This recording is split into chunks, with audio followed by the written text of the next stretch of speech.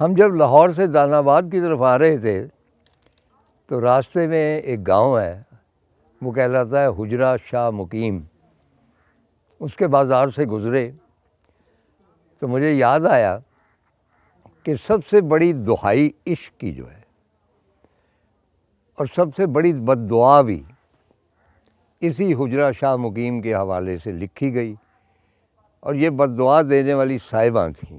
آپ نے سن رکھا ہوگا، یہ بہت عام ہے یہ پورا شاعری جو ہے کہ حجرے شاہ مقیم دے ایک جٹی عرض کرے، میں بکرا دیاں پیر دا جے میرے سر دا سائیں مرے، اور ہٹی سڑے کڑاڑ دی جتھے دیوا نت بلے، کتی مرے فقیر دی جڑی چوں چوں نت کرے، تے 5-7 مرن گوانڈنا تے باقیاں نو تاپ چڑھے،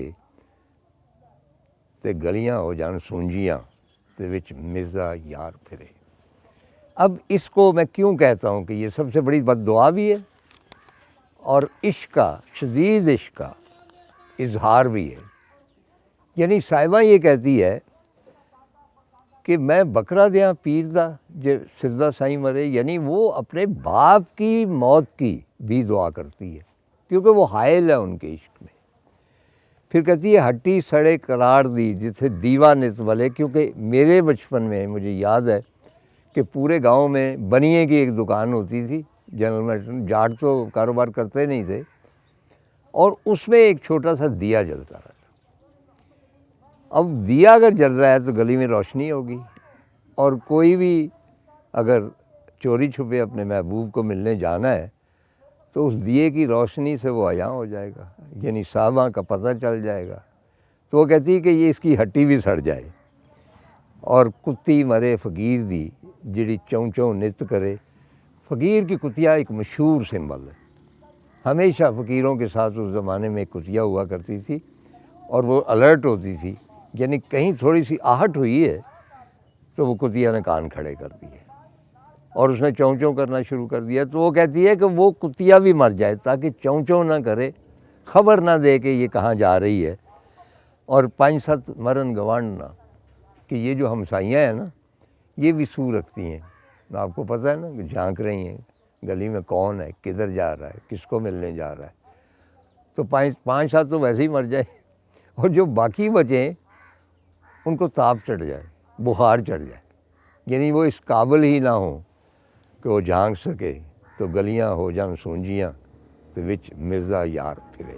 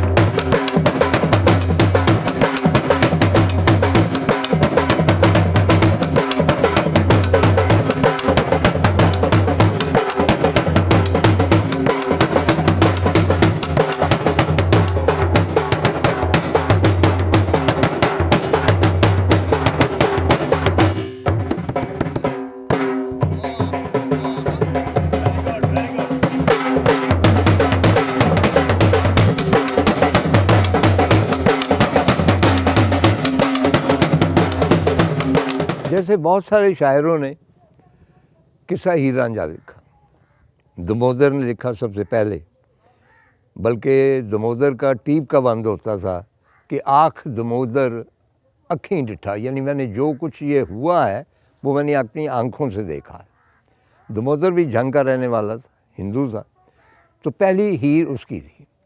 اس کے بعد اور بھی بہت سارے لوگوں نے ہیر لکھی، لیکن جو شہرت وارث شاہ کو ہوئی وہ کسی اور کی ہیر کو نہیں ہوئی، اسی لیے اس کا عنوان ہے ہیر وارث شاہ، یعنی یہ وارث شاہ کی لکھی ہوئی ہے۔ اسی طور مرزا صاحبہ بھی جو تھی یہ بہت سارے درجنوں شاعروں نے لکھی.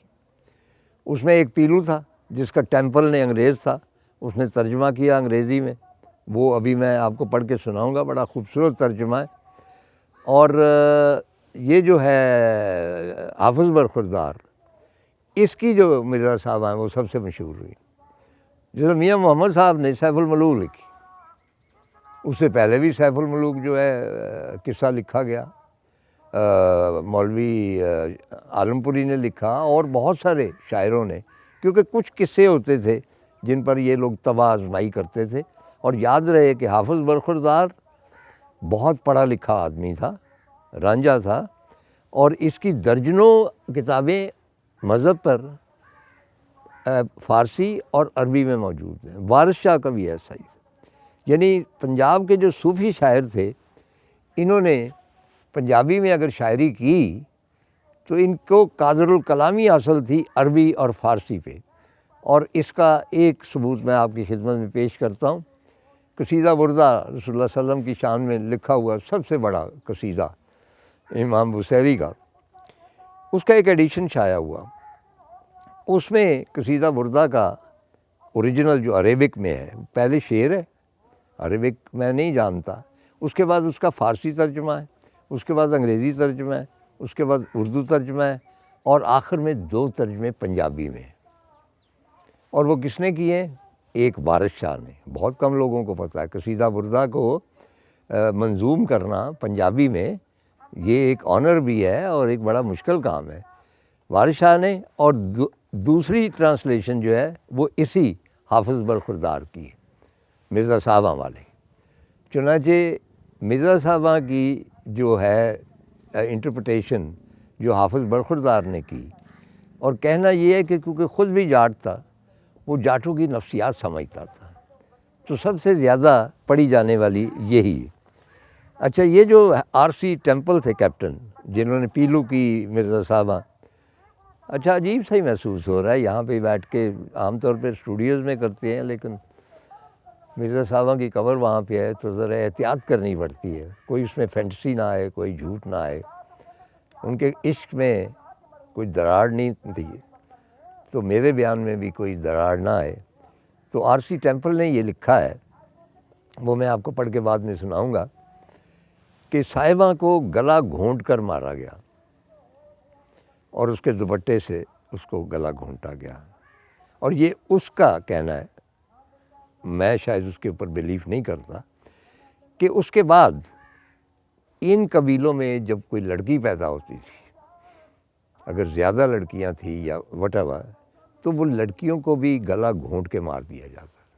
اور یہ ٹریڈیشن تھی صاحبہ کی طرف سے, کہ صاحبہ ایسی نکلی ہے, کیونکہ ظاہر ہے ایک عزت کا سوال ہوتا ہے, وہ ایک علیحدہ سبجیکٹ ہے, کہ یہ لڑکیاں پیدا ہی نہ ہوں, کیونکہ یہ اپنا صاحبہ ہو جاتی ہیں. اور میں آر سی ٹیمپل سے ایگری نہیں کرتا, لیکن بہرحال یہ اس کی ایک نئی انٹرپریٹیشن ہے مرزا صاحبہ کی. میں آر سی ٹیمپل کو کوٹ کروں گا, لیکن اب یہاں بیٹھ کے یہاں سے تو اٹھنے کو جی نہیں چاہتا.